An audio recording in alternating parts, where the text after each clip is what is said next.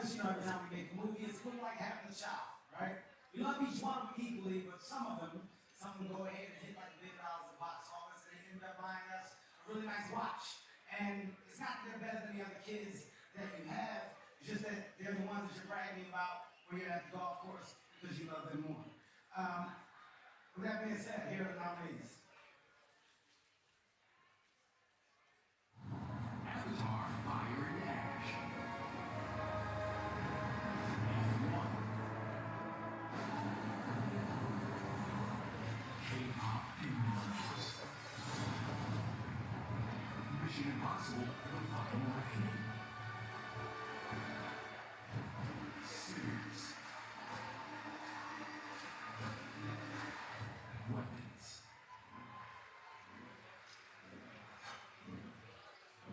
Looking for Good.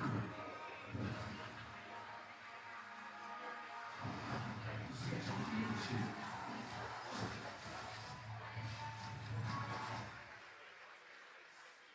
All right, and the Golden Globe goes to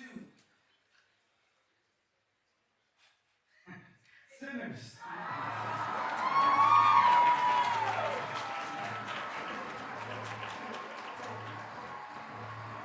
Michael B. Jordan and Ryan Coogler are magic together going all the way back to Backstage, which was a fantastic movie that just don't see no miss. I've had the fireworks together with Ryan Coogler is a alpha man. Hitting that ballroom, see the spirit coming out and introducing himself. Next up for Ryan Coogler, the reboot of X-Files. Why? Because it was his mom's favorite TV show.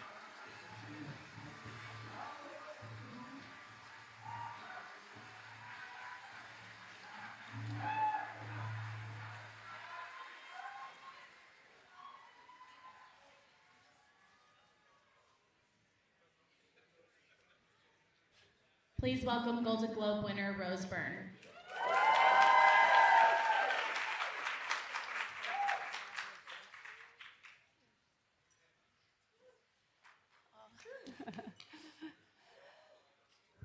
Thank you. No, it's so heavy. Hi, Angela. Hey, Rose. Congratulations. Thank you. We Aussies have been watching you on the screen since you were a teenager, and you have given us so many tremendous performances. But this one really tops the lot. How does this feel? It feels entirely out of body, very surreal, and I did not expect it. So it's even a stranger, extraordinary experience. I want to thank the Golden Globes while I'm back here because they're incredible and just such an honor. Thank you to them for seeing our movie and seeing the work that Mary Bronstein and I put into this movie. So thank you to the Golden Globes. Appreciate it. All right, next question. Hi, I'm Cassie, as another fellow Australian actor. So proud, so incredible, and beautiful that your parents were tuning in. How are you going to celebrate with them, and how are you going to celebrate this in Australia? Oh my gosh, I'm not sure. We'll have to have some sort of. Well, now they have Paramount Plus, so. They're locked in. No, it's such an honor. I also want to thank my incredible co-stars, Conan O'Brien, A$AP Rocky, Danielle McDonald, Delaney Quinn, this extraordinary cast I had. It was a really tight group, and they were everything. You're only as good as who you're working with, acting's reacting. So it was just, I was so spoiled with this incredible cast who I failed to thank because I was having an out-of-body experience. And last question from Rainbow Media. Hi, Rose. Hi, Icon. I'm not Australian. But I've loved you for a long time. Like someone else said, you've been slaying the game for a while. I loved you from since Star Wars. So if you could travel back in time and talk to that little actress and give her a message, what would it be? Oh man,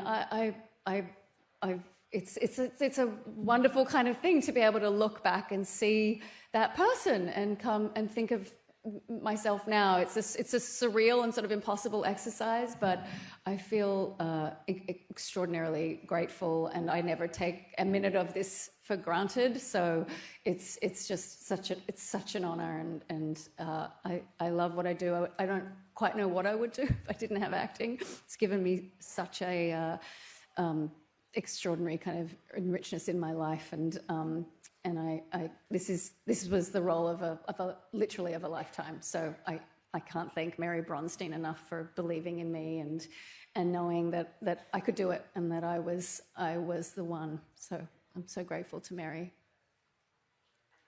Thank you, Rose. Congratulations. Thank you.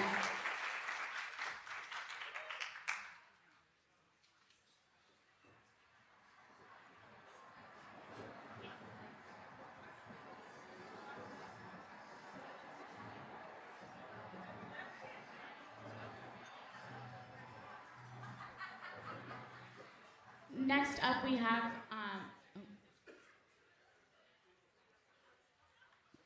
please welcome Golden Globe winner Amy Poehler.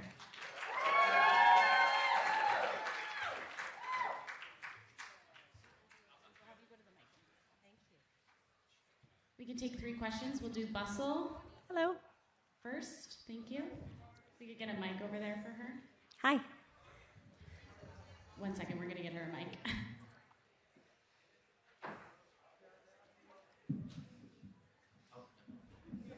Sorry, hi, Rachel from Bustle. Amy, congrats. In a world of podcasts where it's a lot of men with microphones, I love a good hang. And how does it feel for you to be the first podcast to win a Golden Globe? Very cool that it's being honored here. I'm a huge fan of the medium, and to be in it now, working in it, is really exciting. So it feels awesome. And I, expected Snoop to be the one to give me the award. Makes perfect sense. All right, next we'll do In Style. She's third row. I can hear you. I'd love to hear a little bit about how you're thinking about what guests that you're going to have on. It's so interesting to see how the variety of people and talent and the way you connect with them. And so when you're thinking about how you choose people and what is going through your mind. Well, tomorrow we have someone who just won on our podcast. That's all I can tell you. But we really try to pick people who we think is going to be a good hang. It's just as simple as that. Who we want to talk to, and who I think the flow will work together with me, and that can be anybody. So we just launched in March, and we have so many people that we want on, and we can't wait to hopefully use this to get them on. Thanks. Next question we'll do Decider.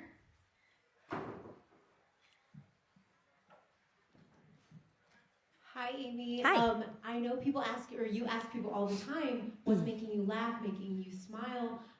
What is making you laugh and you smile in these troubling times? Wow, that's a great question. I really enjoy TikTok still, and everything I see on there. Let's see, what have I been watching lately? What was I watching the other day that was... Oh, what's really been making me laugh is people doing edits of comedy shows and making it look like a horror movie. It's a TikTok thing. Yeah, I feel like I look at a lot of stuff online, and I'm getting ready to make a new comedy. Tomorrow morning is my first day on Dig, the show that I'm doing with Mike Schur for Peacock, 5 a.m. So I'm going to be joining Hugh Laurie and others to make comedy tomorrow. So hopefully I'll be back here next year to talk to you about that. Yeah. We'll take one final question. GMA 7.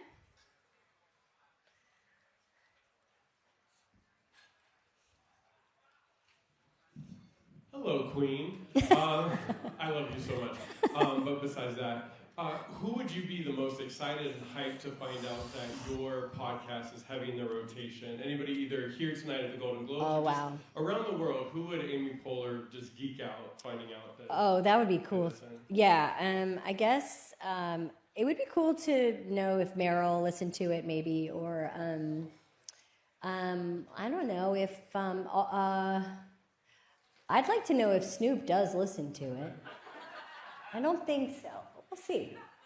No, it has by far been the thing that people come up to me all the time and tell me they put it on when they're doing things. They're like listening to it in their car. So honestly, I've just gotten so many people across. And that's the thing about podcasting. It's pretty international. A lot of people all around the world listen to it. So I think I would be pretty psyched if I heard someone from a very far away country relate to it and listen to it. But Meryl too.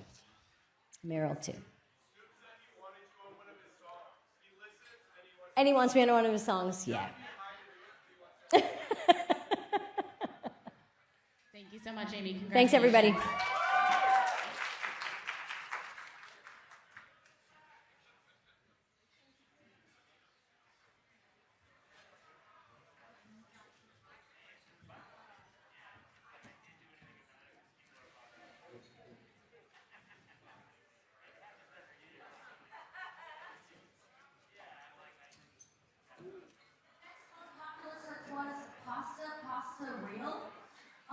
Yes, it is real, and if you find that article, you will see that Leo's favorite music was reggae, or as he spelled it when he was 17, reggae. At number 3, we have Nikki Glaser picks no head.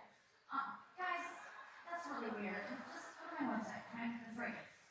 And last but not least, we have What Did Snoop Dogg Say? Okay. That makes sense. We're on live TV. They must have leaked it at home for you.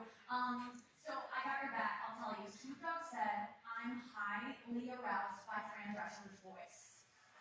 Here to present the award for Best Director of a Motion Picture, the co-director of the upcoming documentary Mel Brooks, The 99-Year-Old Man, and my Pilates instructor, please welcome Judd Apatow.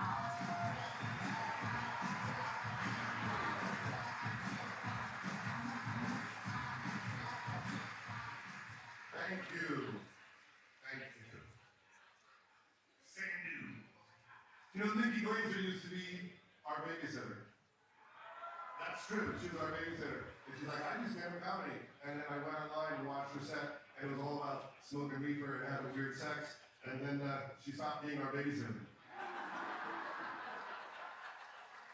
It's a very emotional night for me. There's so many friends here: Rose Byrne, and Sandler, and Melissa, and Seth left, but Evan's here.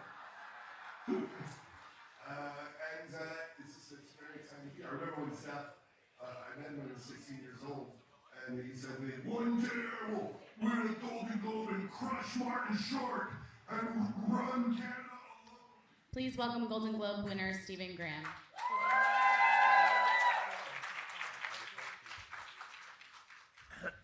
Hello, everyone. This is a bit surreal. We have a question for Stephen. Go with BBC News as the first one. Hello. Thank you. I want to say to every kid in Kirby, dream, because anything is possible. I want to say to every parent, please give your kid a massive cuddle, tell them how much you love them, and listen to them when they want to talk to you. Make sure the bedroom door's always open, and make sure you communicate with each other. But for every little kid in Kirby who has a dream, please don't give up on it. Yes, I feel like it's a proper press conference, isn't it? We'll take 2 more. Thank you. Okay. We'll take TV Insider. Hello. If there is going to be, let's say, a second season or a continuation of Adolescence in a couple of years, where would you like to see the characters continue from? I cannot answer that question because it's somewhere in the deep recesses of my mind and Jack's mind, and we'll pull it out in about 3 or 4 years. So yeah, stay tuned. And we'll take the last question from the New York Post. Thank you. You're winning awards. You're on a hit show. Are you earning dad points with the kids? How cool are you for that? Massive, massive. Our Grace stayed awake, bless her. I told her to get to bed, and she was like, Dad, I can't, I'm too excited. Right, this one I've got to tell the kids, and if you don't mind, I'd like to tell you all what happened today. I met Snoop Dogg. I forgot to say it on there, and he shook my hand, and he looked me right in the eyes. I couldn't see his eyes because he had his glasses on. And he just said, "You a motherfucking gangster." My life is complete. Thank you. Congratulations.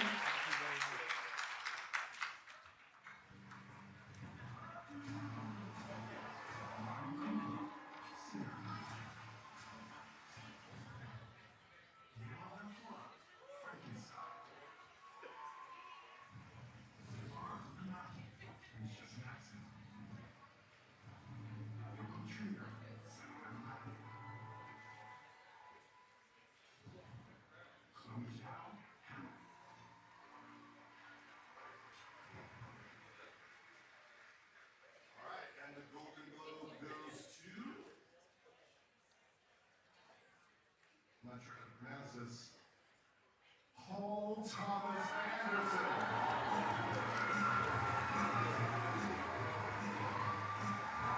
One battle after another, of course, has the most film nominations with 9, and Paul Thomas gets it clean up tonight. His film, Out in Front. Here we are. Thank you. Guillermo. Thank you. Okay. You guys are being so generous with this affection for me and this film, and I'll take it. I'll take it with the love that it's given and the appreciation. I love doing what I do, so this is just fun. I know somebody I do want to thank. You hear a name over and over again tonight. It's Mike DeLuca, and the reason why is because he's behind a lot of these movies. And about 25, 30 years ago, he came into my life, and he wanted to be my champion, and he single-handedly has supported me in the movies that I wanted to make.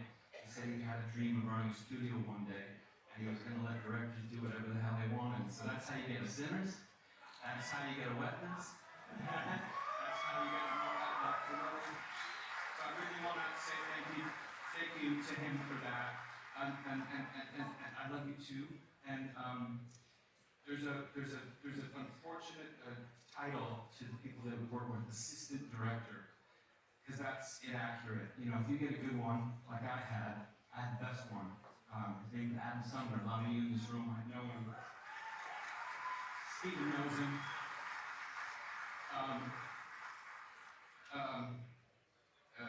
It's underselling it. What he did for me, for us, and for this film is why I'm standing here. And what made making this so much fun. I think it helped make you all seem to enjoy it the way that you have. And thank you very much for this affectionate award. Appreciate it.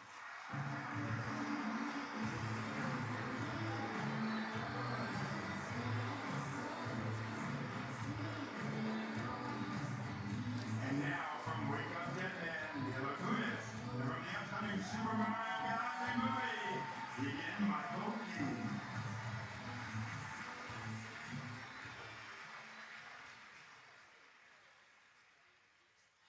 From musicals to comedies to dark fantasy action, this year's nominees push the boundaries of what is possible in animation.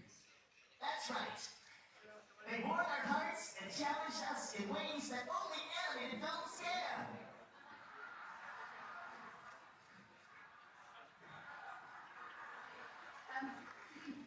What are you doing? I'm giving the information about the nominees. You're doing it in your tone voice from Super Mario. I thought, well, since we were doing the animated category, we were using our animated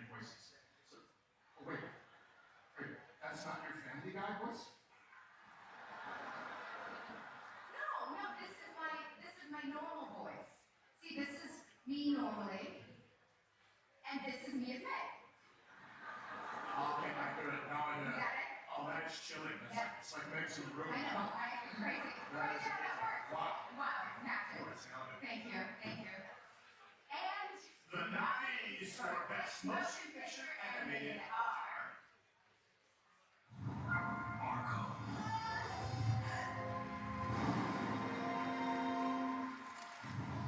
Demon Slayer. Kimetsu no Yaiba Infinity Castle. Elio.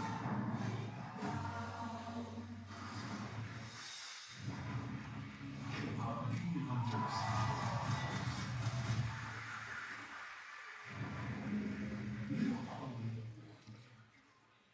In a few minutes, we will have the winner of screenplay and director, Paul Thomas Anderson, back here. We'll go Gold Derby, IndieWire, Deadline. We're going to ask if they'll do one. K-pop Demon Hunters!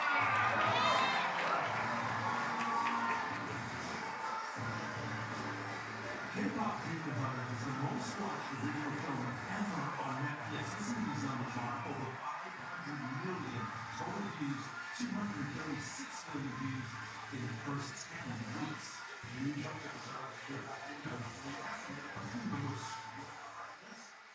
James Cameron who has given a big shout out to this movie. James Cameron is one of those gazillion viewers of K-pop Demon Hunters. And by the way, the top 5 highest grossing films worldwide this year were all animated. 2025 was a great year for animated films. You know what that means now? Is it more animated, more animated, more animated.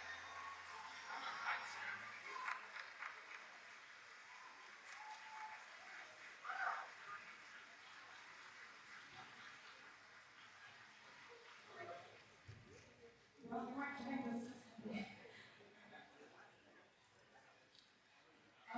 thank you to the Golden Globes and for everyone who believes that a movie so deeply rooted in Korean culture could resonate with the global audience.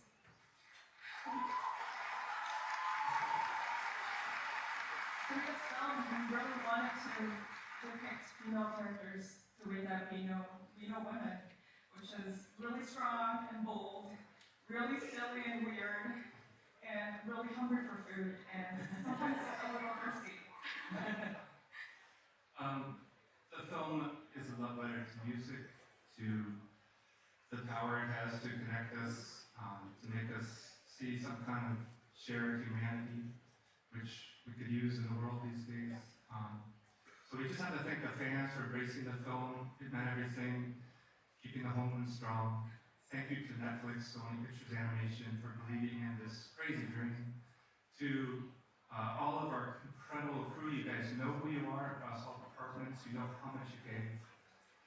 To ImageWorks, of course, and to our families who stuck with us through 6 years of nights and weekends. So, thank you so much.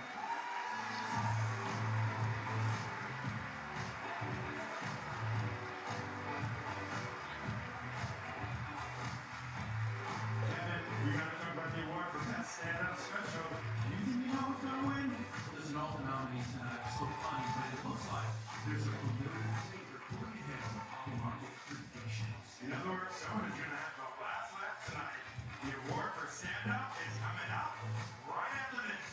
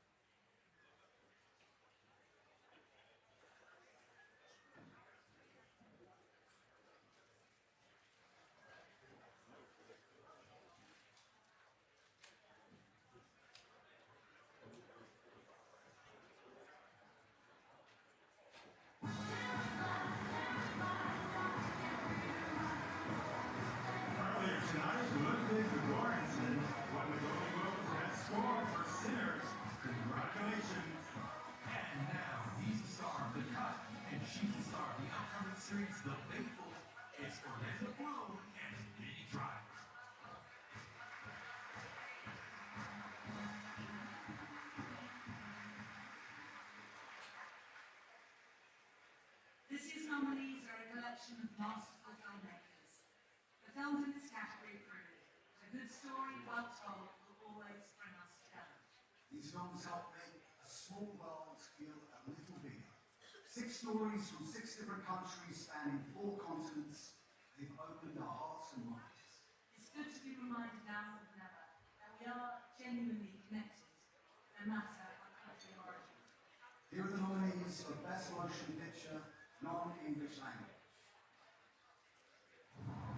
It was just an accident. France. No other choice. South Korea. The Secret Agent. Brazil. Settlement of Value. Norway. Sarah. Spain. The Voice of Henry Jacques. Tunisia.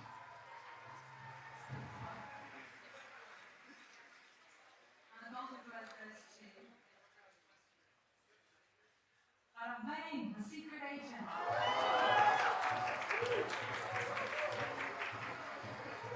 The Secret Agent, a Brazilian film, helped to get up and were also nominated tonight. And meanwhile, Brazil is going to be celebrating tonight. Brazil roughly Hollywood wins. Just a look at the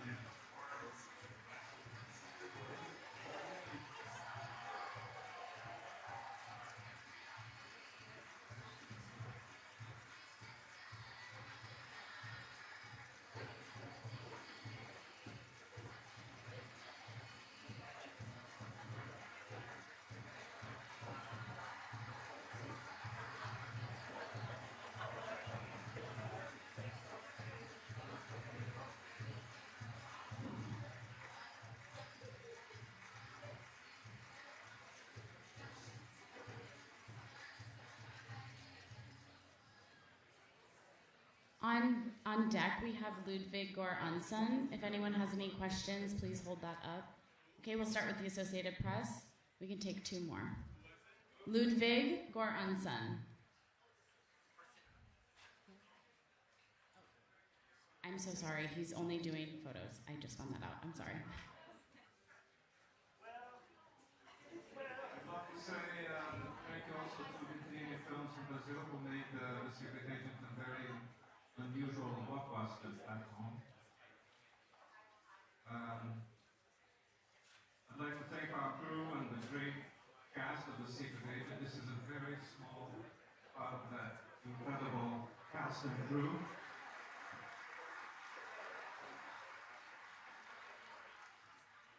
Thank you, Wagner Moore, what an actor.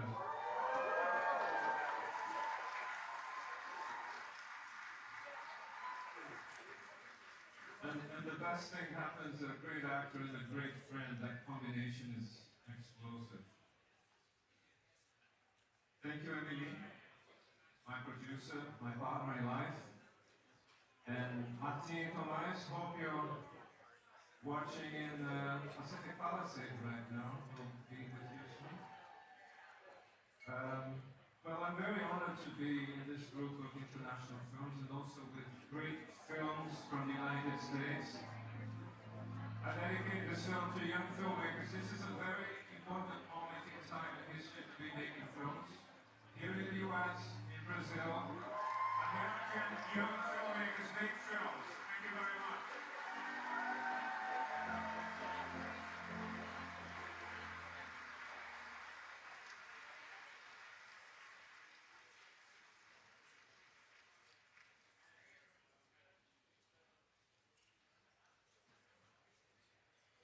Our next presenters are so hot right now, they get mobbed everywhere they go. So we had to bring in some extra security from the UFC.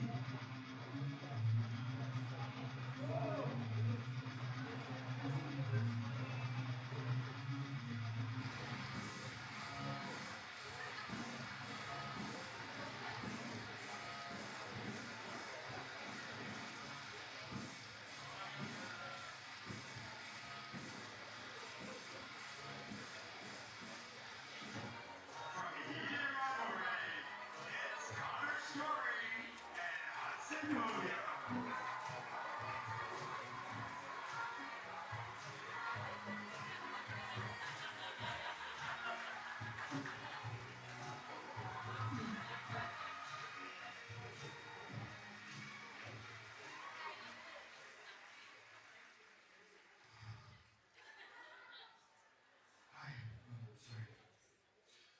It's a little nerve-wracking here, being at our very first Golden Globes. Just take a deep breath and picture everyone in the audience. You know. What? You know. Oh. Yeah, I don't really know if that works considering everyone sees. You know. You think everyone in the audience is some heated rivalry?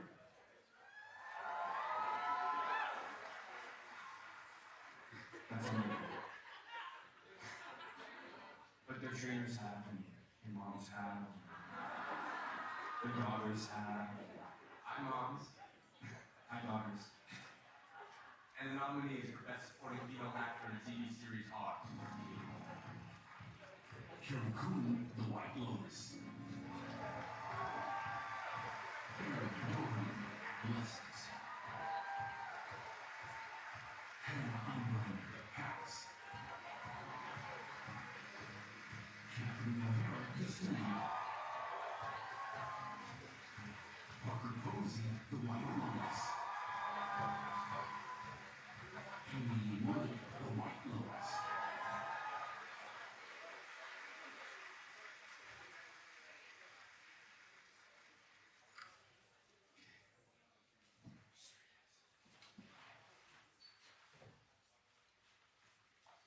And the Golden Globe goes to Aaron Doherty.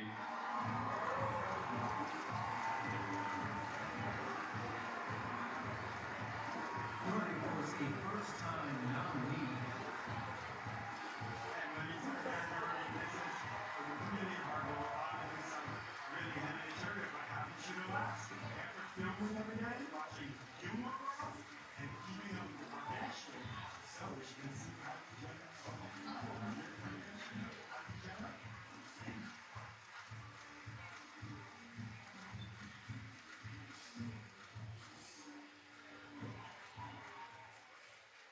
I made a promise to my mum I wouldn't swear, but what the fuck? Holy shit. Sorry, Mum. There's two groups of people that I would really just love to talk about very quickly. The first are Stephen Graham, Hannah Waters, Jack Thorne, Phil Baratini, and Owen Cooper. This experience for me was entirely molded from within the interview room of that set for episode 15. Each of you lives in every breath of that scene, and it wouldn't be what it is without you. And you're at the core of what I'm so deeply, unspeakably proud to be a part of this gorgeous piece of work. And the second group that I would just like to... Okay, next up we are, they're coming into the room in a few seconds. So we have the Best Animated Feature winners, K-Pop Demon Hunters. Does anyone have any questions for them?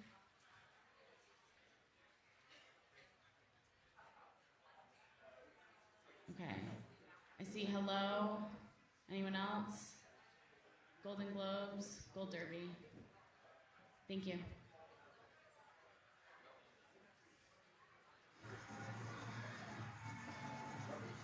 Please welcome celebrating writer, actress, and producer, Wanda Sykes.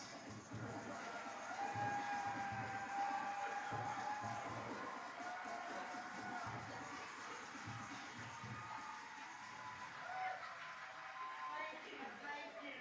Hey, first, let's give it up for Nikki Glaser right now, huh? Come on. So, and shout out to the Golden Globes for having me because you know this, people pissed off that the black folks was up here doing the job with two mediocre white guys. I presented the award for stand-up comedy on television, but first, I want to give them some love.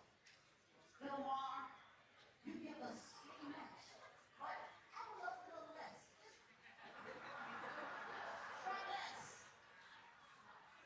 Greg Goldstein, you're handsome. You got that great super villain voice and you're charming. You would make a great Menendez brother. Kevin Hart, where's Kevin? Kevin, you know I love him. And the thing is, Kevin is the richest guy in this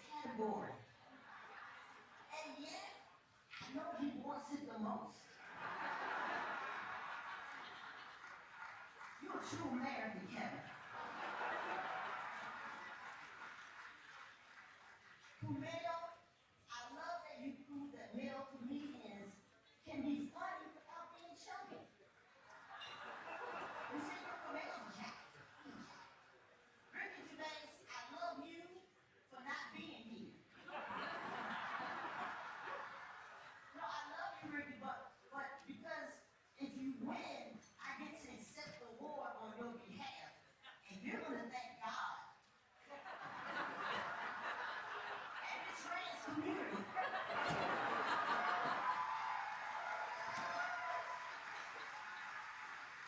Ooh, Ricky. Sarah Silverman, where's Sarah? Where's Sarah? Sarah, oh my God. Sarah, I love that we are such close friends. You know, we haven't talked in 5 years, but we're so close.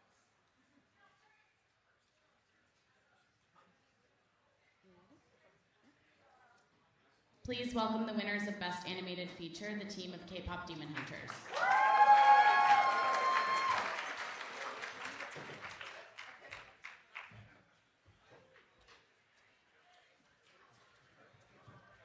All right, we're going to start off with the first question from Hello.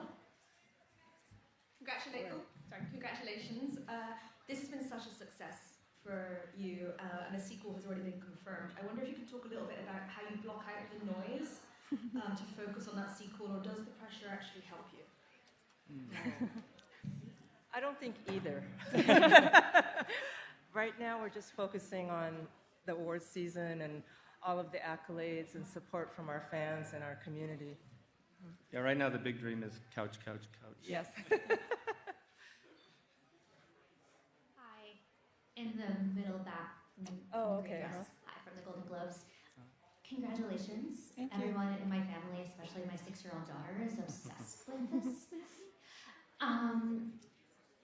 This is also a year where we've seen a lot of international nominations in the Globes in general. What are you hoping we might gain from that in as far as like perspective and understanding of what the culture can have? Yeah, I mean, I think we're very fortunate to have made a movie that's so set in a different culture, and we just hope that the success of this film can open more doors for other filmmakers who have a unique story to tell from a different perspective, and we'd love to see more of it in animation as well. But you know, I think it's happening. It's a little slow, but I'd love to see it, happen a bit more. And we'd also love to see more studios embrace new ideas. And this movie was a little scary to pitch and scary to make, but I think the success of it tells you that the audience wants to see original ideas. We'll take the last question from Gold Derby. Hi. Yes, congratulations. As you think about re-entering this world and making a new story in it, what about the making of the first, this lightning in the bottle moment, is going to be most important to kind of replicate and recapture as you ventured forth and tell another story in this world? You know, we say a lot of times we made a movie that was just full of everything we loved. So it was very personal, both subject matter and themes, and I don't know you can control much else as a filmmaker, so we'll do that again, and hopefully it'll mean something to an audience. Thank you. Congratulations. Thank you.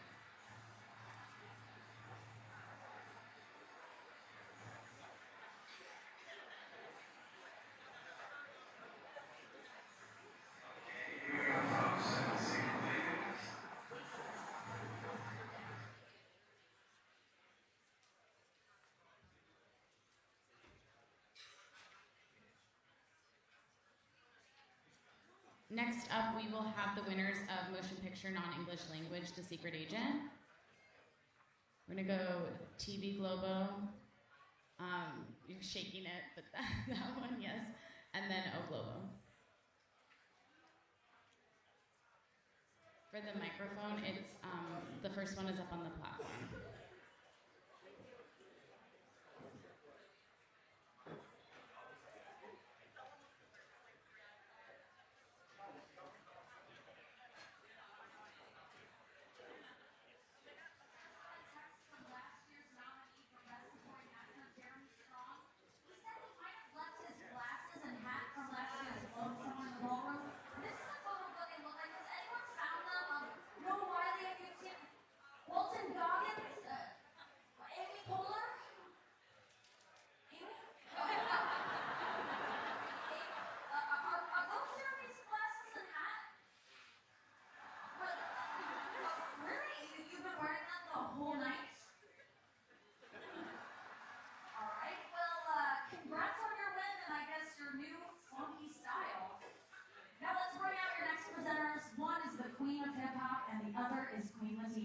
Please welcome from All Her Fault, Dakota Fanning and Queen Latifah.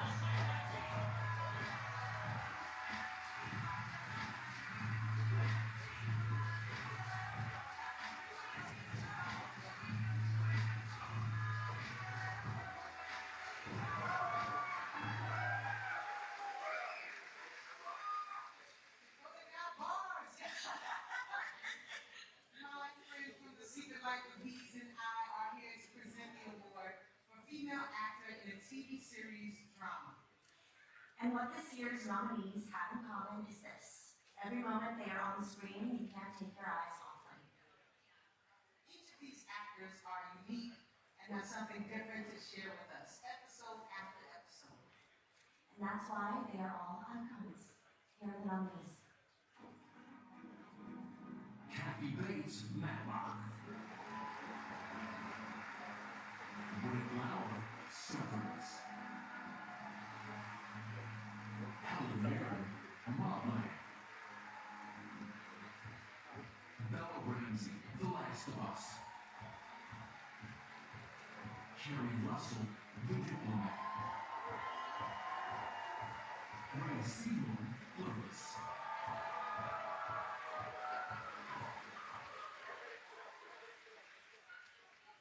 And the Golden Globe goes to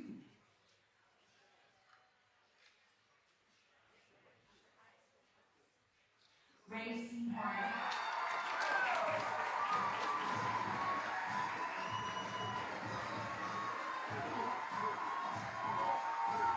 This is the most watched TV series in Apple TV history and the great first-time nominee. And then when you wrote the show for her, she started out without even reading a script.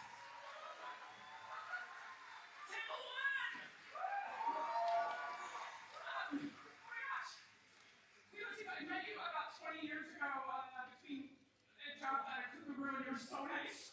So thanks. Sorry, my speech says get a prescription for beta blockers, but I did not. Sorry. I'm gonna do my best. I'm sorry. I'm a little shocked. I think my stomach is still over there. Getting your name read with Bella Ramsey and Britt Lauer and Helen Mirren, Kathy Bates and Kerry Russell. I'm astonished by all your performances. I appreciate being listened to. Joining us from the Secret Agent team is director Calber Mendoza Filios and producer Emily Lecolo. Please welcome them to the stage.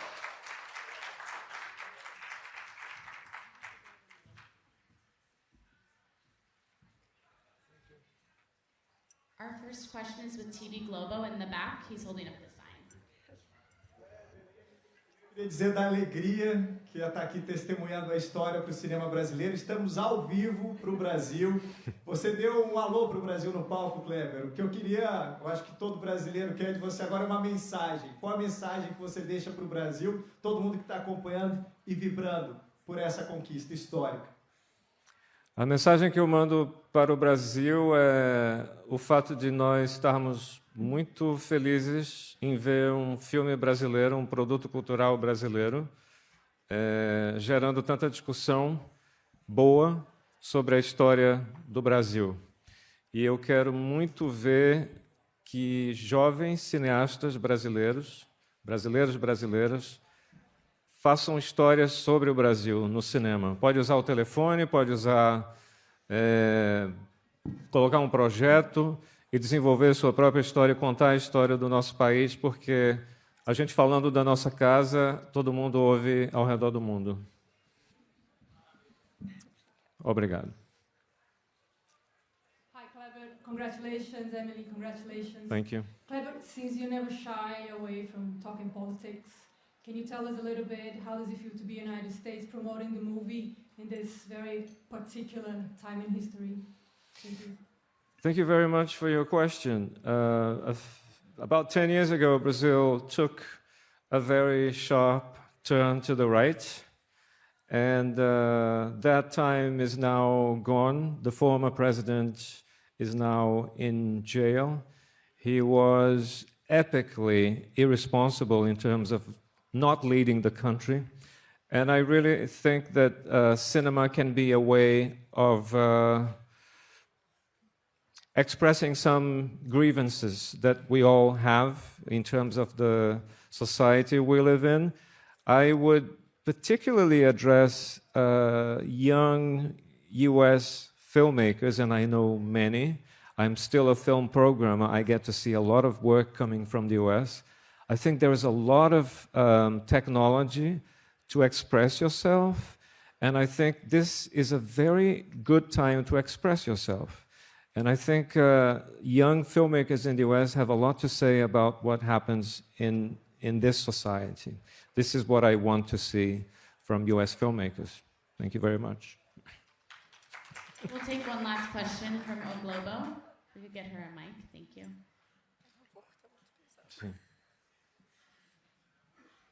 Oi, Kleber. Oi, Emily. So I wanted to ask you, what do you think this means for like now the race? You know, we're still going forward, and also for the Brazilian cinema. O que isso significa para a corrida da nossa trajetória? Well, you know, we're living this exciting moment, one day at a time. And enjoying every minute, you know, so we try not to think much ahead. Now we're going to enjoy this and work very hard for the next, you know, step of this campaign. We're just very happy, very proud for Brazil cinema. But it is true that we've been traveling with the film and showing the film since May at the Cannes Film Festival, and it's been a strange and wild ride, and I'm happy that we have this and, you know, more attention for the film. It's out in cinemas in the US, in France, in Brazil. It's doing very well, and I hope more people see it, and let's see what happens from today onwards. I think this is good for the movie-going experience. It will get more people to see the film at the cinema where it should be. Thank you so much. Congratulations. Thank you very much.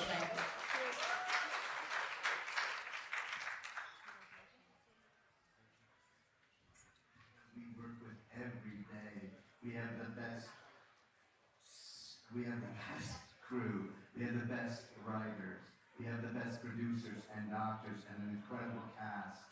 And I also want to thank the first responders and healthcare workers who are the real heroes who inspire us. And Deborah Kahn from The Diplomat reminded me I have to thank all the civil servants as well.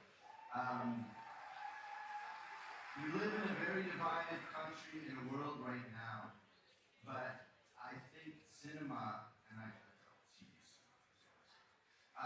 brings us all together, not only as an audience, but as a community, and we show people what we can do when a bunch of individuals, hundreds of us, have a common goal, and we work together with decency and humanity and just acceptance and respect for each other, and we can do amazing things. So thank you for that. And I want to thank everyone in this room, because what you do, the stories you tell, they make a difference. They truly do. So thank you so much. Cheers. Up next, an award for television series, musical, or comedy. And you know, based on the top 3 Pavarotti predictions, it looks like you have a front runner. The studios have such a breakout here. I'm getting my predictions out, secret, until I know who wins. We'll see who takes home the award when the 83rd Golden Globes continue.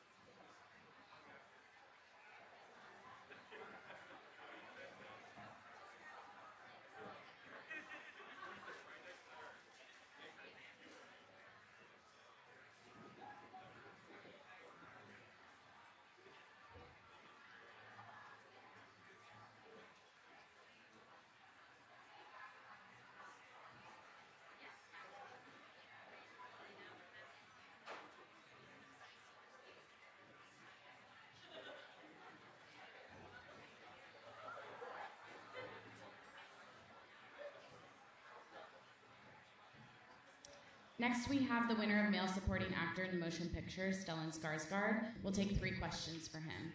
I saw that one first, Us Weekly and New York Post. So those 2, and then, I'm so sorry, I can't, can you say the name of your outlet out loud? Norwegian Broadcasting, is that one? Okay, yeah, we'll do those 3.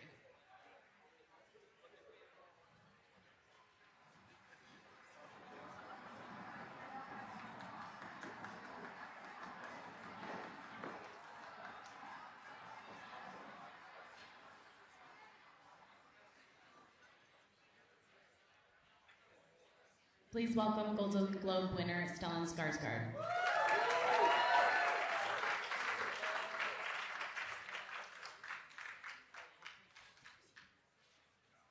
Thank you. Okay, we'll start off with the first question.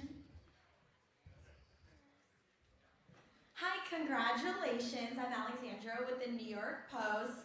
This movie was all about complicated family dynamics, but I love that in real life, your family has just taken Hollywood by storm. What is the best piece of advice you've given your kids who are following in your footsteps?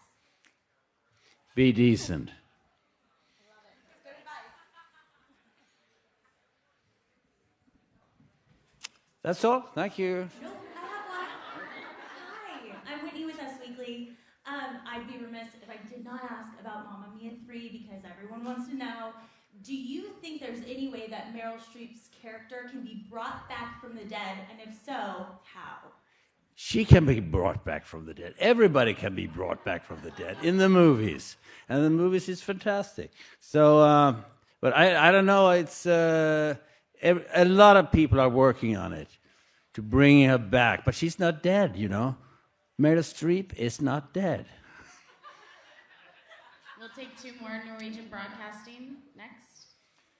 Gratulerer, Stellan. Congratulations, Stellan Skarsgård. You're a Swede. What's it like having a Norwegian production team bring you your 2nd Golden Globe? And do they need a Swede to make this film a success? I don't think so, but I'm very grateful that they think they need one.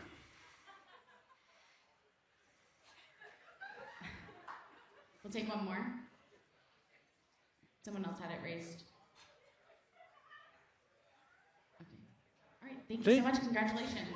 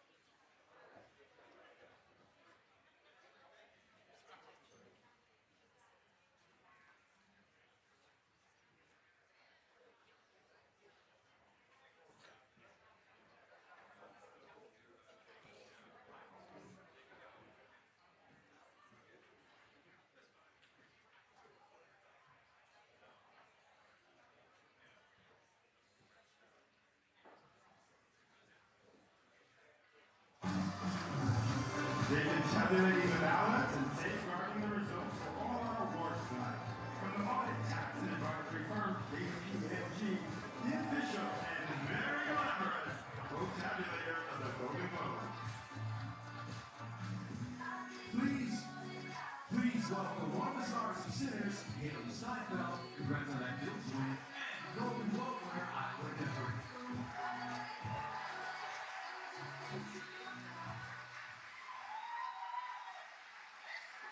We are both thrilled to present the award for Best Limited Series Anthology on TV. Just so everybody's on the same page, television is the stuff you watch on your laptop, right? It's not to be confused with movies, which everyone watches on TV. You know, I actually watch Sinners in every format. Digital media, yes. IMAX, so brilliant. Okay, on a phone, on a phone, on kids can do it. Yes, and also on TikTok in 297 parts. Well, it's important to watch these things as the director intended. Absolutely. Yeah. And how many is all? Adolescence. All her faults. The Beastly Me. Black Mirror. Dying for Sex. The Girlfriend.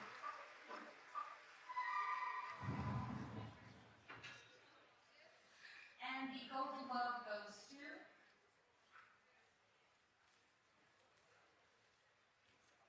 Adolescence. Adolescence honor, right? You think about the three leads and this have already won. Now the show wins. Will we really have to wait 2 years to get another one of these? The pressure, I think, is going to be on Stevie Brown. You can't wait 2 years. This show is sweeping. They are going to be celebrated all night long. Funny that you mentioned celebrating, because all it says tonight is celebrating with this experience.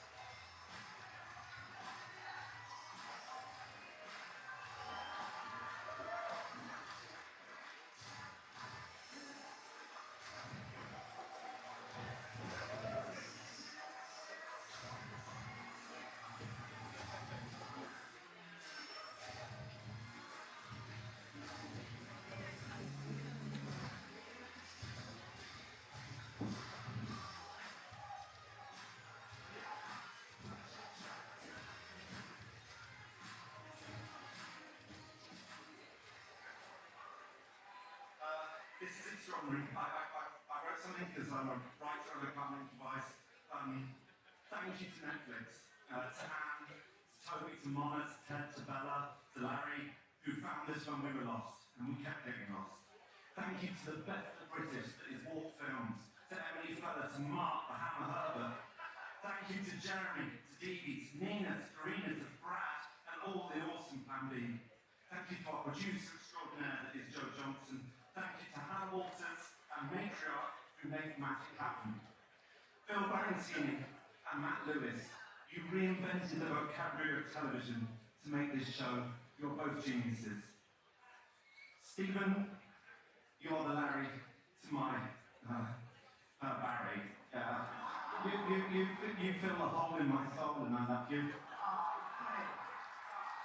Lastly, some think our show is about how we should be frightened of young people. It's not. It's about the filth and the debris we have laid in their path.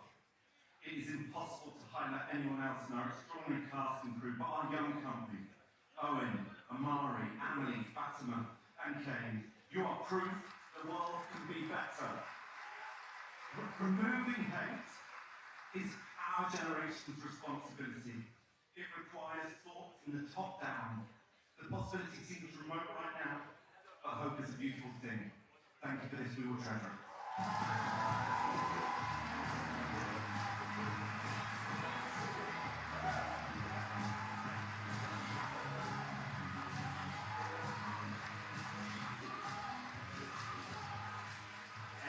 Please welcome from the upcoming scary movie, Marlon Wayans, and from Severance, Adam Scott.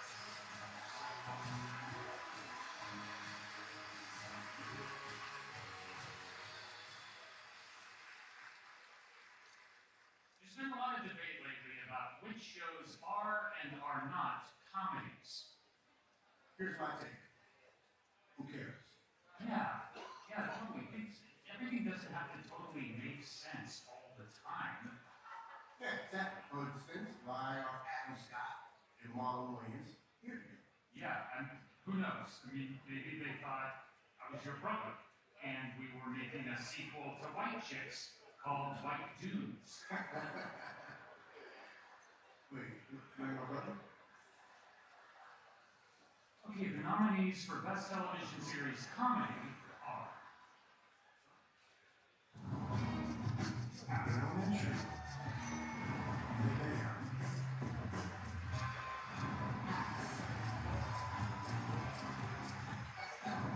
Nobody wants this. Only workers in the building. The studio.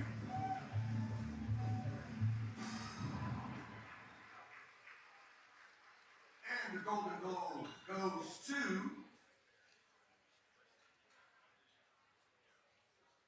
the studio.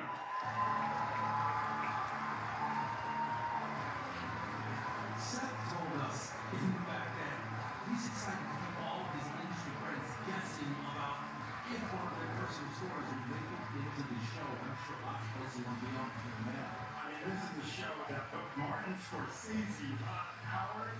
Come on, everyone wants to be on this show now. Thank you. Again, it's so weird. Let's do the show. Half our writers are at table 1, the other half are at table 228. But they made it. We shoot our show in these long, continuous takes, and part of the reason I want to do that is it doesn't work unless the whole... Next up, we have the winner of Female Actor TV Series Drama, Ray Seahorn. Okay, I see Variety, Spectrum, and Rainbow. She'll be in 1 second. Thank you.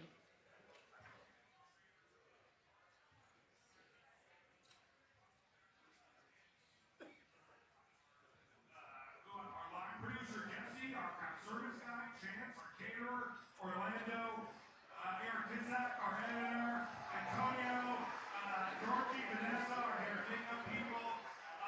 Truly, without all of you, this show would not be makeable. So, thank you very much, and we couldn't appreciate it more. We're so excited to get started shooting the next season in 1 week from today. So, thank you all very much. Goodbye. Peace.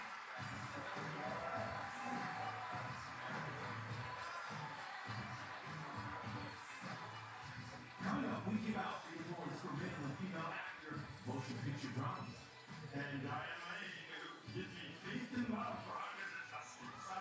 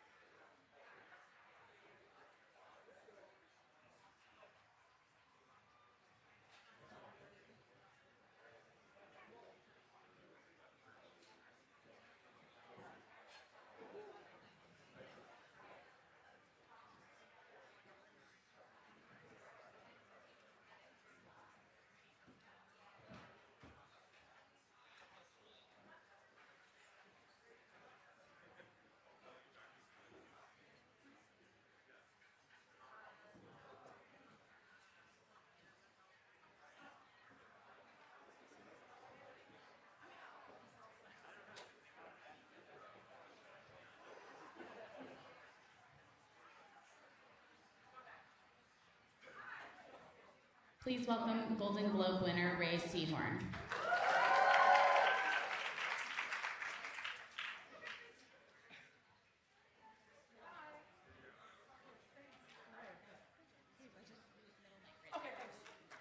We're going to have the first question from Variety. Hi. Ray.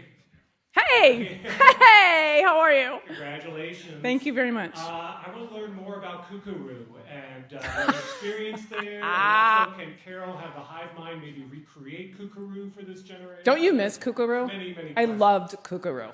I loved it. So yeah, I was between jobs and I was pretty down in the dumps, and Queen Latifah was there and she was so nice. I meant that. It was just super exciting to see her. So you and Vince, I'm sure, have even locked eyes tonight, like this ride now that you're on, this new ride, and the expectations going into season 2, the hopes on when we're going to see another season. What's the latest that you can tell us? Way above my pay grade on most of those questions. They are in the writer's room. Oops, sorry. I have no idea when we're going back. I know he wants us to go as soon as possible. Vince is not playing any kind of game to like make people wait for this, but he wants to craft the show that he wants to craft, that with all the care for his fans and the people following this story that he can. So we'll get back as fast as we can, I promise you that. And do you have a favorite crazy fan theory that you've heard now that the season is over and people have seen it? No, because I'm not reading them because I'm too thin-skinned to get on these sites and read what people are saying. But so I don't actually know them. It's been funny, like, listening to people. And then also sometimes it's been very touching, people telling me, I had a journalist the other day say that she thought the entire show was a metaphor for grief and depression. And, being down a well that you can't hear other people saying cheer up and you can't relate to them at all. And there's other people that it's the most fun for me has been listening to these different things that people are bringing to the show. They're meeting the show where they're at, whether it's fear of AI or it's isolation or it's political divisiveness or feeling an us and they or too much anger in the world. A lot of people, it's engendering a lot of conversations. And I very much appreciate and hope that Vince continues to foster the conversation rather than preach an answer. Next, we have Spectrum. Hola, hello, down here. Hi, where? Right here. Hey. Hi. Congratulations. Thank you so much for that. I was wondering, in doing the show, has it made you embrace and value your individuality and free choice more, or do you think we would be better off if we were all the same and happy? I'm definitely team anti-hive mind. Just for starters, to me, the idea that we could never be surprised by each other's creations anymore, be it art or even just your friend saying a witty comment that you weren't expecting, you would never be surprised again if we all shared the same brain and we were all equally good at everything. That being said, I'm aware that's coming from a place of, privilege. Like, of course, there's things I consider where I'm like, yeah, but what about no world hunger? Although, if you've seen the whole show, they are having some hunger problems. But, yeah, I'd love no wars. I'd love peace. I told somebody the other day, I think the best version would be if we're allowed to do week on, week off. I'm a step parent, and I'm week on, week off with my kids. And so I think if you could do week on, week off with hive mind, everybody's peaceful, everybody's nice, shares a brain, and then the next week we're like normal, but you cumulatively get to learn from the last week, that would be the best. We have one more question from Rainbow Media. Hi. Hi, Rihanna. Nice to meet you. Hi, nice to meet you. Congratulations. Thanks. 20, 30 years ago, a queer character like yours, Carol, can only be queer, that's it.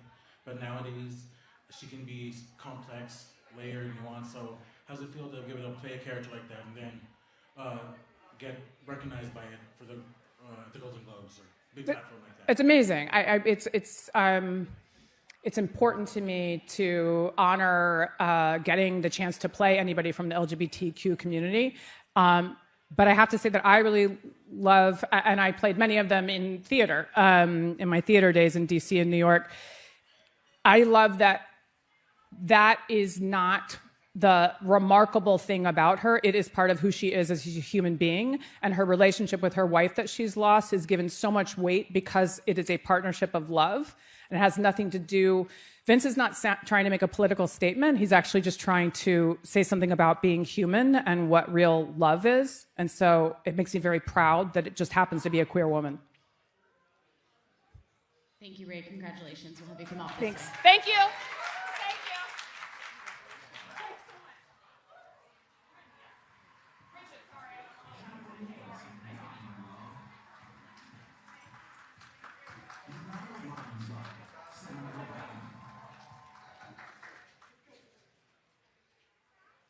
Next up, we have the winners of Best Drama, The Pit.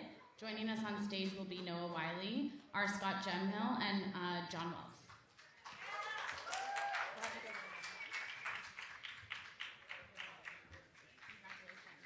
I already talked a lot, so you can talk now.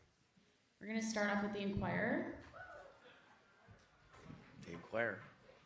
Congratulations. I love your speech back on the stage because your speech about decency and caring for one another resonates with all of us, especially for representing a show like The Pit, which breaks a lot in terms of diversity in Hollywood as far as the casting is concerned. So can you talk about specifically about that, especially with your diversity casting, with more women of color, especially if I'm from the Philippines. You have 3 Filipinas in the show. You only need to look in a hospital to see that we have accurately represented what you would find in most emergency rooms, you know, along ethnic lines. There are more women than men, there are more Asians than non, and we tried to have that be reflective in the way that we cast the show. I will say that 30 years ago, we made a show that was very similarly cast before that this was mandated or expected. And it was one of the most popular shows in the world and ran forever. And I'm not sure why we got away from a model that worked, but it's lovely to be back to it. All right, next we'll do New York Daily News. Congratulations. Thank you. Over here. I'm really Thank you. tiny. Hello. Well, this show is doing so well. It has so much success. How do you hope that the success of the show impacts the healthcare industry? Well, for one thing, we're in a healthcare crisis in this country, and it's just getting worse since January 1st. So we hope that we can continue to tell stories that reflect what's really happening for these, you know, honestly brave women and men who are in these urban hospitals. So we're just trying to tell stories that are truthful about what's really going on, and we hope that the audience takes that to the ballot box when it comes time to support the kind of health care that we actually really need in this country. We can take one last question. Screen Rant.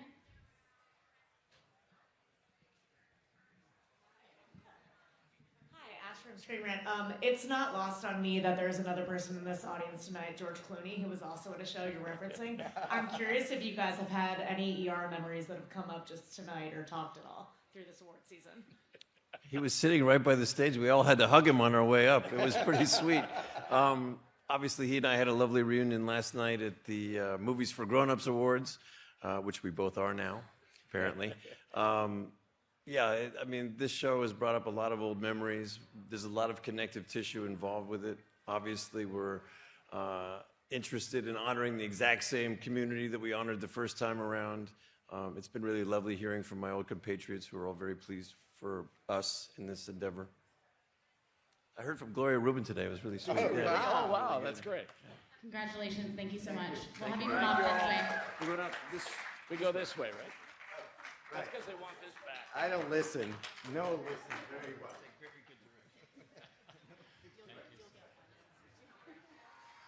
Please welcome star of the anniversary, Diane Lane, and from the New York Golden Globes.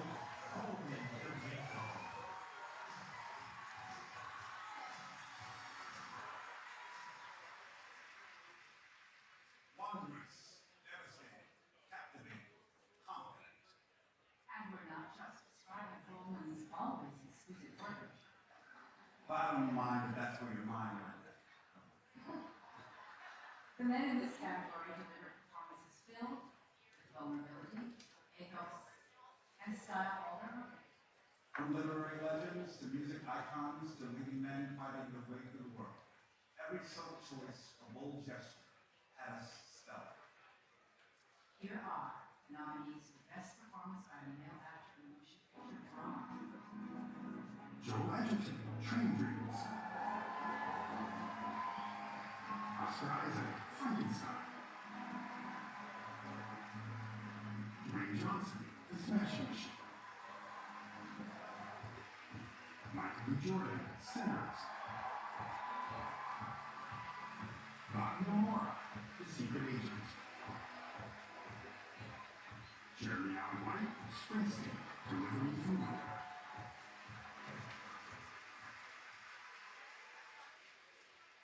And the Golden Globe goes to Wagner Moura.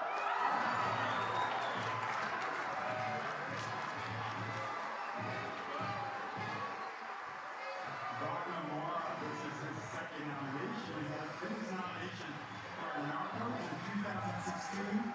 That performance was absolutely incredible.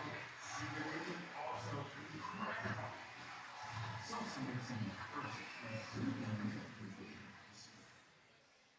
Next up, we have the winners of Best Song Golden, K-Pop Demon Hunters.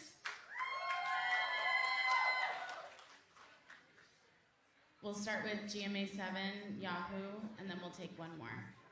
Collider.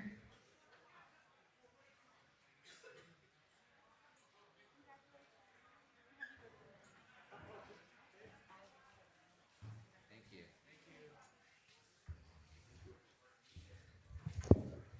Oh, can you make it higher? Oh, that is good.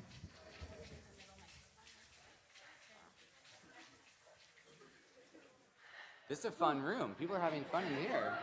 Hello, good evening, guys. Directly in front of you guys. When I saw you outside, I said if you didn't win, I was going to beat the person up who won. So thank you for not getting me arrested. Yeah. Love it. Thank you. I just want to talk about your speech. I mean, you talked about every rejection being redirection. You talked about, you're just so emotional. Tell me what winning tonight healed in you. This seemed like such an important moment for you, as well as for the rest of the crew and cast. What did tonight mean to you all? Well, definitely meant, I think it just like, it's for a long time, as a kid I was working for 10 years and then 20 years of, like another 10 years of writing. So it's just a long period, but like, I always felt like hard work didn't pay off for the longest time. And right now, this film, we all work so, so hard. Everyone, like every single cast and crew. So to see that it's getting this much love just proves that hard work does pay off and we just gotta keep going. Thank you.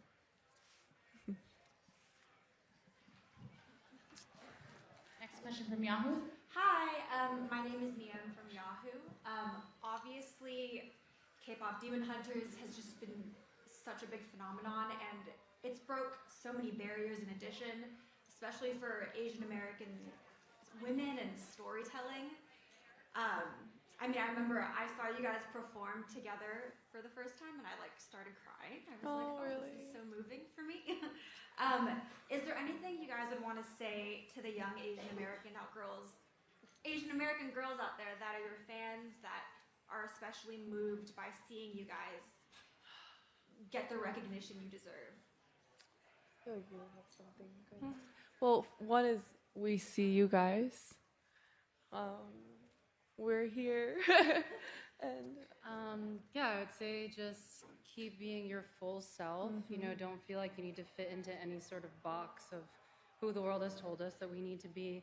This movie is such a beautiful depiction of so many diverse women who come from the same culture and how their differences make them stronger. So I would say that find your tribe and focus on your selfhood, you know.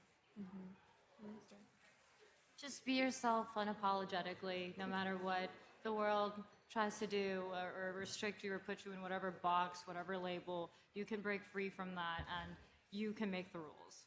Being an Asian woman is a superpower. Of course. Hello, Perry from Collider here. One of the many great joys of your movie is seeing the three of you in real life bring Huntrix to the world. It absolutely delights me to see how much you're performing together, so I have to know, is that going to continue? Are the three of you going to continue making music together, whether it's part of K-pop Demon Hunters or beyond? Well, we definitely want to. You know, we're all individually our own songwriters and artists. These two especially, incredible artists themselves. So, you know, nothing's like official, but are you kidding? Like, we're friends and we're definitely going to work on music together. But yeah, I'm so excited to perform more with these girls. Thank you so much. Congratulations. We'll have you Thank guys you sit so on- much. Thank you. Woo! Go Korea.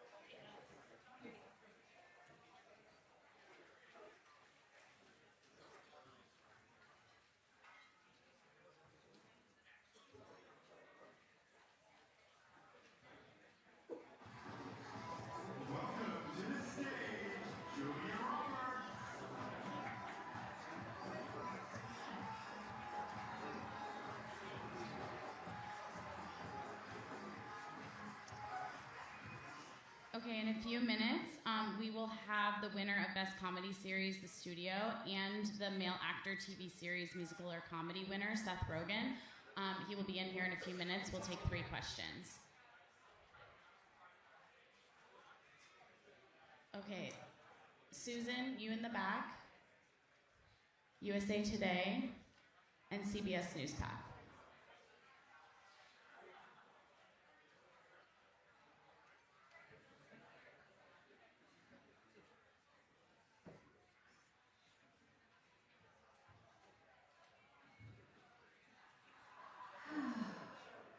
What a great night. What a beautiful night to be an artist. This is 2026. We're going straight to the top on this. I am here to present the Best Motion Picture, Musical, or Comedy. And the nominees in this category are...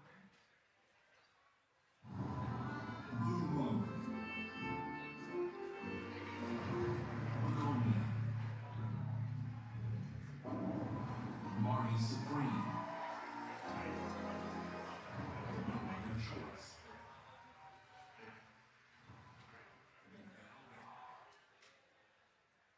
Please welcome to the stage the winners of Best Comedy Series, The Studio, as well as Male Actor TV Series, Musical or Comedy, Seth Rogen.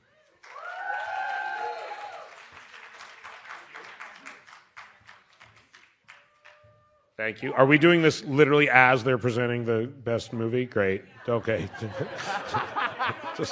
It's okay. I'm used to it. This is how it should be. In whatever room we're in, we should be the at least second important thing happening. Let us know who wins. We can't see the screens. Hey, Seth. Yes. Over here. For Hi. season 2, do you plan to get into like what's really happening in Hollywood? Like, for example, the boycott of Israeli filmmakers? Maybe.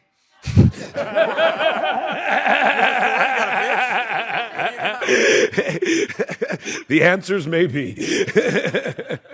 When you say it like that, it sounds funny. So yeah.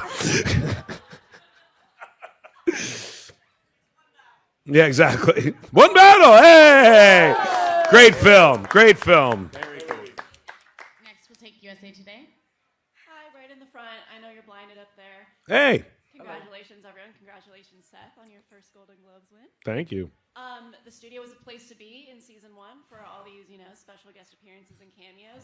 Is there anyone you've talked to tonight, Seth and everyone else, who you suspected is trying to get on season 2 and trying to put out feelers with you?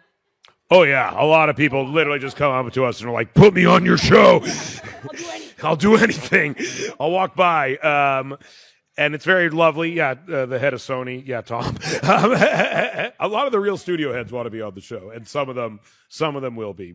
Ted kind of ruined it for everybody, but yeah, there's a few people we roped in tonight, so it's very this is good poaching ground for us. Yeah. And last question from CBS News Path. Over here. Congratulations on your win. Thank Love you. the show. Episode 8 of season 1 takes place at the Golden Globes. It does. We filmed it right here. I have to ask, did you get any new material from tonight that you can use for season 2? Yes, a few things happened throughout leading up. We've literally written some things that happened leading up to this award show into episodes as we've been writing the show, prepared. We start shooting in a week, so yes, several things have happened both today and leading up to this event that we have written directly into the show. And you'll probably know what they are when you see them next season. Thank you so much. Congratulations. Thank you. Congrats. One battle after another. Thank you.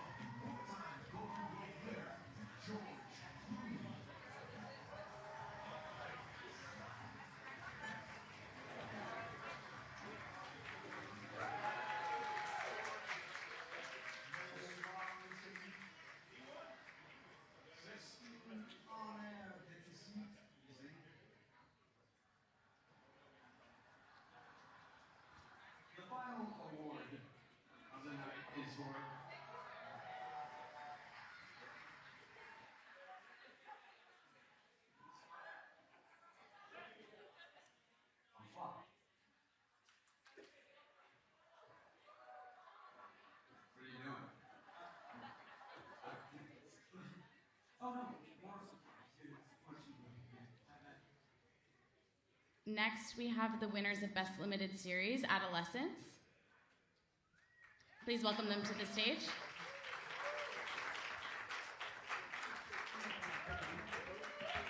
Also with us, we have Best Female Supporting Actor, Erin Doherty from Adolescents.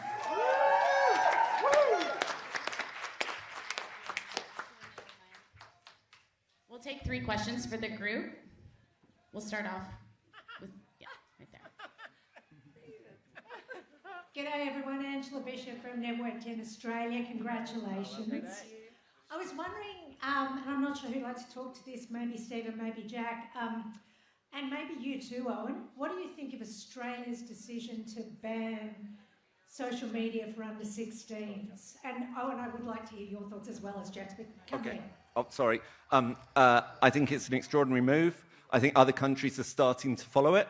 I think it's very interesting that the countries that are resisting it, despite the pressure that is being placed on them, particularly the UK government, and I hope that they start to take seriously the damage that social media is doing. We'll take one question from... I don't really have an opinion on that, to be fair. No, sorry. Take 2 more, one from New York Post. Please keep them up if you're asking a question so we can call on you next. Thank you.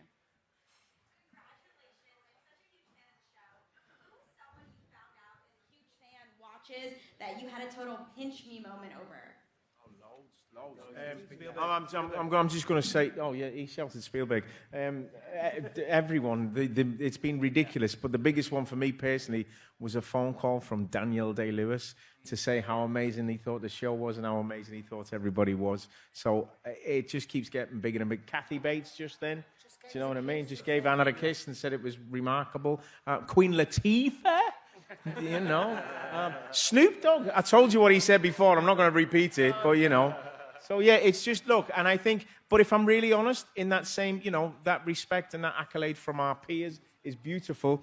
But like I said before, same as someone from the Co-op or the Asda or the, you know, the Tesco's or on the school run or something, do you know what I mean? Someone saying how much it impacted their life and how much it's made a change in their life and how it's changed their life in a little small way for them to have conversations with their sons or their daughters or to reach out to their children. So it's wonderful, the impact it's had, but it's also right across the board. All the workers then, you know, like the waiters and stuff like that, as we were walking through the kitchen, I'm going to be honest with you, getting a clap off them was ridiculous, wasn't it, as we just went through then? So what it's done is it's been universal, and it's not a social class or a structure, it's just had an impact with lots of people, because the best thing we have as human beings is empathy.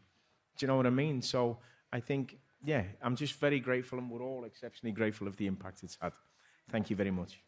Thank you. We'll take one more from News Digitalis from Argentina.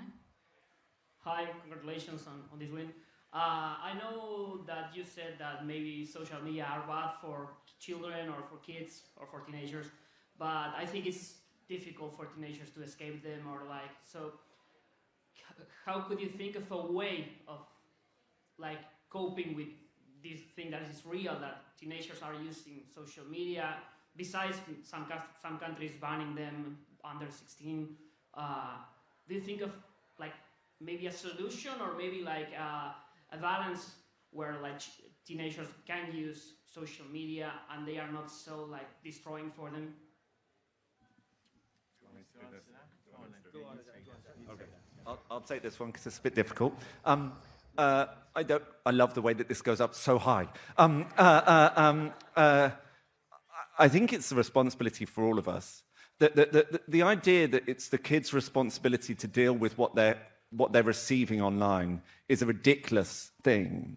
And we need to work out ways through communication, through that thing of just like talking to the kids, to lessen the impact of it. I personally think legislative change is necessary in this case, but whatever it is, it's about communicating with them and trying to find an answer with them rather than pushing all the responsibility for it onto them.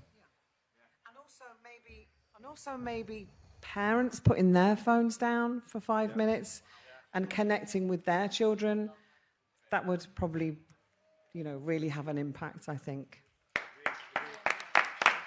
Thank you all so much. Congratulations. We'll have you come off this way. Thank you. Gracie, now repeat it back to you every time you'll start. With your phone out, like, let's go. You know what I mean? Like, just text it. I'm looking at you. Sound has laughs. I taught you how to make a fire in your room because it was cold. In your room. I'm looking at you and I see so many of you have become so strong and tender at the same time. And you have shared so much of yourselves in your work to the world. So I salute to your bravery and I salute your dedication. And let's do this together. Let's keep our hearts open and let's keep seeing each other. And let's keep allowing ourselves to be seen. Thank you.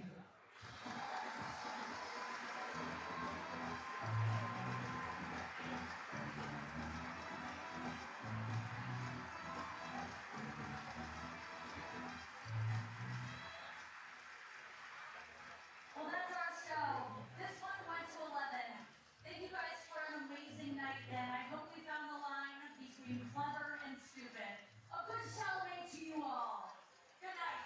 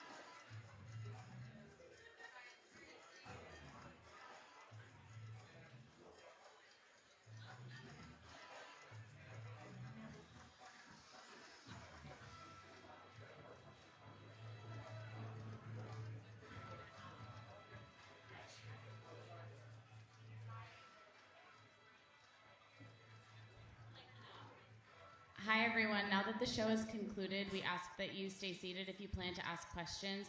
Please no roaming interviews when talent come back into the room. The only questions that can be asked are the ones that are called on. Thank you so much.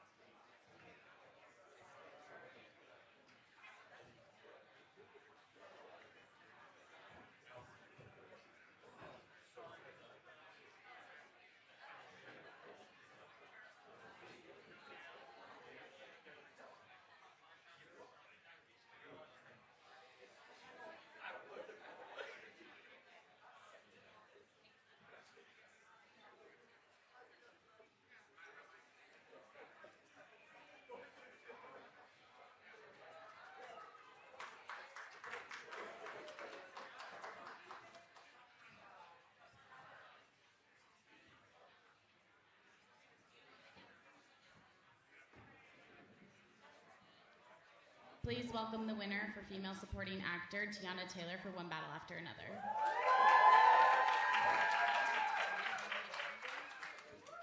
We'll take 3 questions. We'll start off. Hi, everybody. Oh. If we can get her a microphone. It said, do not touch. And what I do? Touch it. Sorry. Hi, everybody. How y'all doing? We have People Magazine right here for the first question. Hi, Tiana. I'm right here, right in front of you. Oh, hi. Hi. Congratulations. Thank you. So, I mean, obviously, we saw your reaction when you won this award, and Oh, my you God. were overwhelmed with emotion. Yes. And so, I wanted to ask, what about this win felt most personal to you? All of it. I've been doing this since I was 15 years old, and what this was for me was God reminding me that the wait is not punishment, it's preparation for what's already written. So my name being written on that card and engraved in this is just mind-blowing. It was just for all, oh my God. I'm still gagging right now. I'm just like, oh my God. I'm so happy. I'm filled with so much gratitude. So I don't take any of this for granted. I don't take any of it lightly at all. We'll do 2 more questions, one for Black in America and the second for New York Daily News. Good evening, Tiana. Taylor, how are you? Congratulations once again. Hey, what's going on, my Harlem sister? We're so excited for you. Thank you. So, really quickly, in this current political climate, how can you encourage your fellow creatives to stay the course and remain optimistic, knowing that their creativity, that their craft will come to fruition for whatever dream they have inside their heart? Honestly, you already saying it. We got to keep going, keep pushing up, standing 10 toes down on what we believe in and understanding that our voice is powerful, and we need to make sure we're using that. Thank you. Good to see you again, girl. New York Daily News. Hi. Wait. Okay, right there. Oh. Right over here. Sorry, I ain't got my glasses. No, I don't either. That's the thing.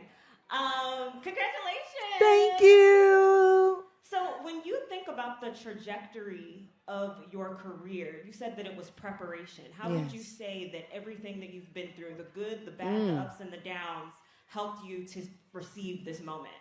Honestly, I think if everything would have happened my way on my time, I don't even know if I would be standing up here. I think, trusting God's timing and him saying, okay, hold on, I understand this is when you want it, but this is what I got planned for you. And he has something bigger planned for me. And I'm so happy that I stayed patient. I'm so happy that I stayed grounded. And again, I'm filled with so much gratitude, and I don't take this for granted, and I'm just like in awe. Like I'm just so grateful to be here and even just be a part of the conversation, win or lose. Being a part of the conversation, being in these rooms, being celebrated and being acknowledged means the world to me. We're going to take one last question from the Associated Press. Hi. Okay, I see you. You in the front, right? I know you talked about, softness isn't a liability. What did you have to unlearn when it came to portraying this role, I guess, in your performance? That's a good question. I think in this performance, I even though technically Perfidia had her shit with her, I learned that it's okay to be selfish. I feel like Black women, we don't get to do that because we're showing up for everybody and we never get the chance to show up for ourselves. So, Perfidia being selfish and putting herself first was something that that I learned while filming that. I'm very, very grateful for that. Thank you. Thank you so much. Congratulations. Thank you.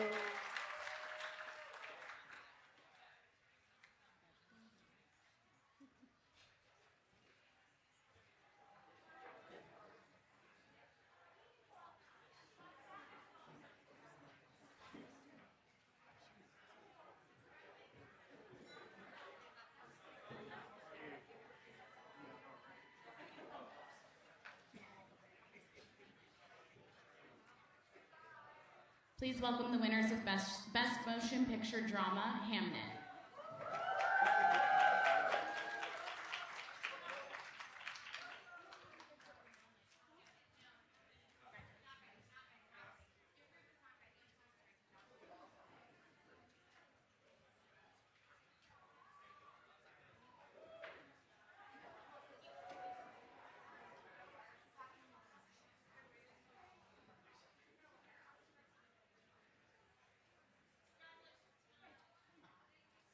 Is he ready?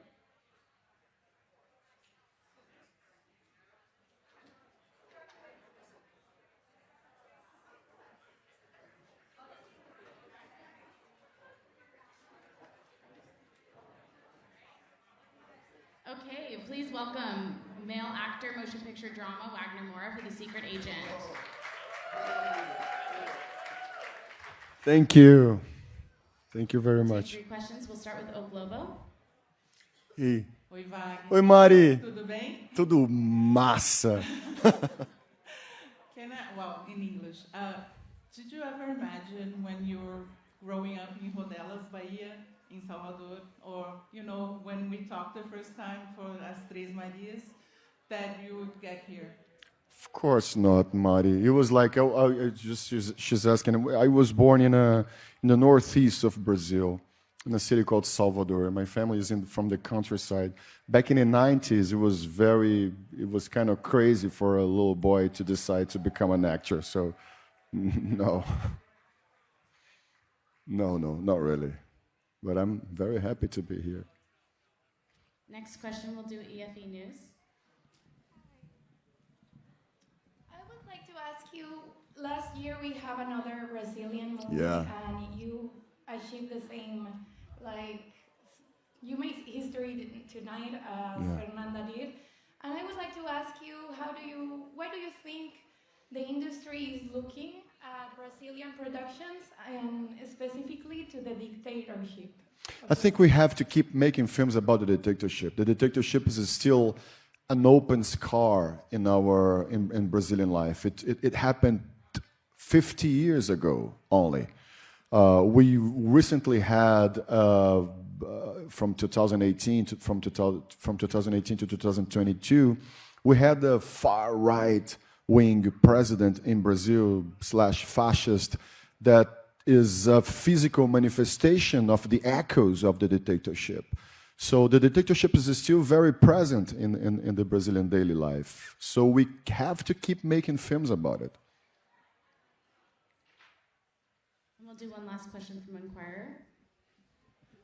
Wagner, congratulations. You made history as the first Brazilian to win the Golden Globes, the Best Male Actor Drama. So please talk about that. It's a big honor for you and Brazil, like Fernando Torres did last year. Yes, it's such a beautiful moment for Brazilian films. Not only, of course, it's beautiful to have I'm Still Here last year and then A Secret Agent this year, but also many other Brazilian films doing super well in different film festivals in the world.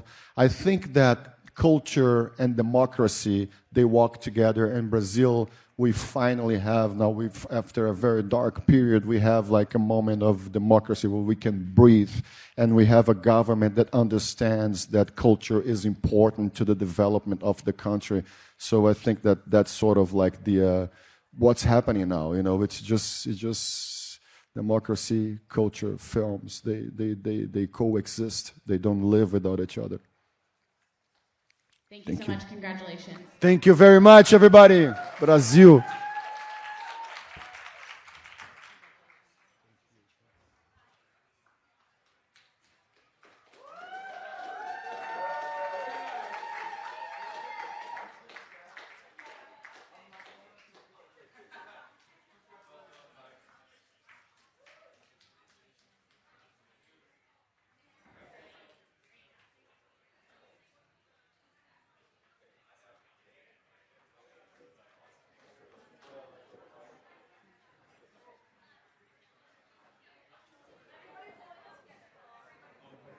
Please welcome the winners of Best Motion Picture Drama, Hamnet.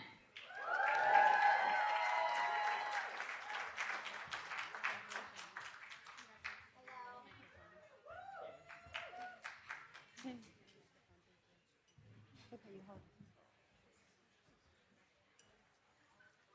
Hi. Thank you for working so hard all night. We appreciate you.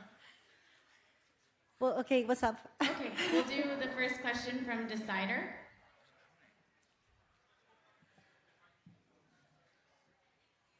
Hi, congratulations. Thank you. Jesse, I wanted to say that I loved your speech last week at the Critics' Choice Awards. And I wanted to ask, what is it about working with Paul that helped to bring out the best version of this performance? And Paul, same question for you. Come here. Paul just said very hydrating. Apparently very hydrating. No, I need to when I said I could drink Paul like water, I just want to clarify what I meant by that. I meant that he is essential to what I need and what I've discovered as an actor is possible in what we do in our work. He brings you to the core of your humanity, and once you know what that is, it becomes like water. Jesse, I think I said this, when the dust settles and all of this awards chat and everything, they're going to be studying, drama school students are going to be studying what she did in Hamlet. They're going to be talking about it forever, and it should be spoken about forever. It's one of the greatest performances we're going to be seeing for years, and we can celebrate the film for the next couple of weeks, fingers crossed, we'll be celebrating her. But the big celebration is in 10, 15, 20 years' time. We're going to be watching what she did for forever, and I got to watch it firsthand. Yeah. Yeah. I would like to answer this question, but on the red carpet this evening, I'm over here on your right. Pippa, the producer, told me that it was a joy to work with such a cast that had no ego, and that there was joy and there was excitement and there was love basically surrounding this production. Would someone speak to the love that was behind the scenes? Me? Yeah. No. Come on, come here. We'll do it together. Yeah, we'll do it together. This film is all about grief and love, and grief is love, And I think that on this set, everyone was a family. There wasn't one person who was rude or mean, and we all worked together to create this incredible film, and I'm proud that I got to be part of it.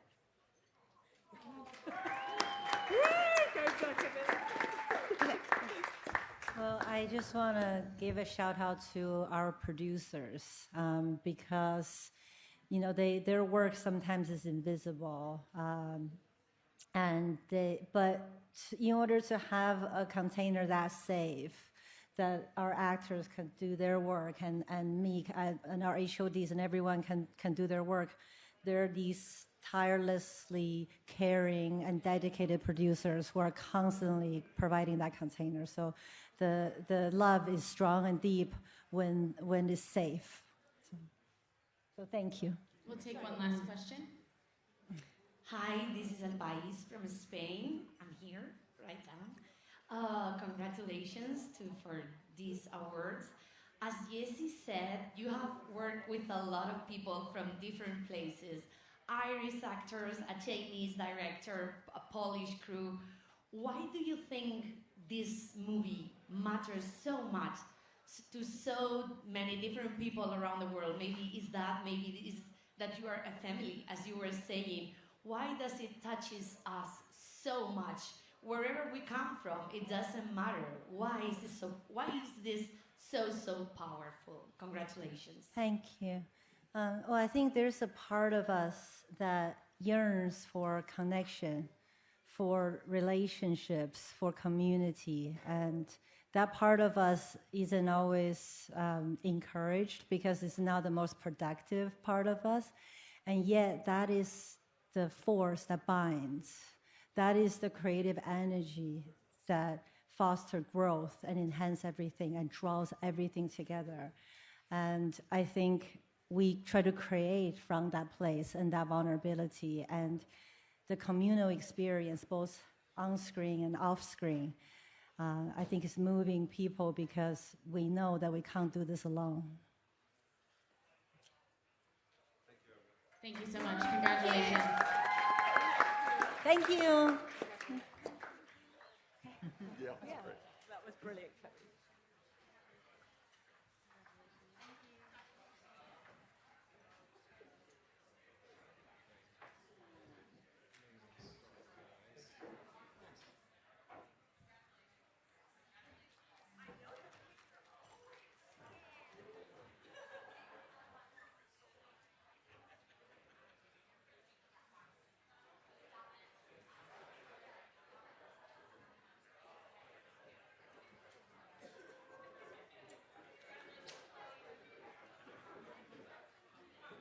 That has concluded the Q&A for the evening. You may work in here until 10 p.m. So if you need any extra time filing your stories, you may take that. Thank you all for joining us, and have a safe drive home. Thank you.